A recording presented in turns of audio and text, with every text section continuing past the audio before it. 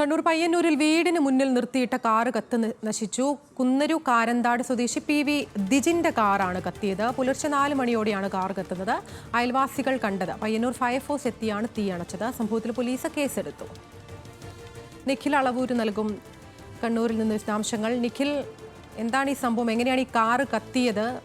ആർക്കും പരിക്കൊന്നുമില്ല എന്നല്ലേ മനസ്സിലാക്കേണ്ടത്? അതിന് ആർക്കും പരിക്കൊന്നുമില്ല. ഇന്ന് പുലർച്ചയോടുകൂടിയാണ് ഇത്തരത്തിൽ കാർ കത്തുന്ന സംഭവം ഉണ്ടായത്. കണ്ണൂർ പയ്യന്നൂരിൽ കാരന്താട് സ്വദേശി പി.വി. ദിജിന്റെ ടൊയോട്ട ഫോർച്യൂണർ കാറാണ് കത്തി നശിച്ചത്.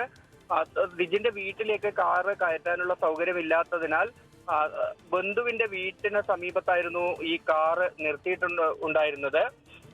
ഈ കാറാണ് പുലർച്ചെ 4 മണിയോടെ കത്തിയത്. അയൽവാസികൾ കത്തുന്ന കാര്യം കണ്ട ഉടനെ തന്നെ ദിജിനെ അറിയിച്ചു. ദിജിനും ബന്ധുക്കളും എത്തി. ഒപ്പം തന്നെ പയ്യന്നൂർ ഫയർഫോഴ്സും ഈ സമയം കൊണ്ട് തന്നെ പ്രദേശത്തേക്ക് എത്തിയിരുന്നു. അങ്ങനെയാണ് തീ അണച്ചത്. കാറ് പൂർണ്ണമായും കത്തി നശിച്ചിട്ടുണ്ട്.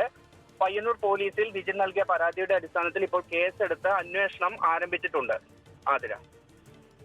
ശരി, കണ്ണൂർ പയ്യന്നൂരിലാണ് വീടിന് മുന്നിൽ നിർത്തിയിട്ടിരുന്ന കാർ കത്തി നശിച്ചത്. വിവരങ്ങൾ നൽകുകയായിരുന്നു നിഖിൽ അളവൂർ.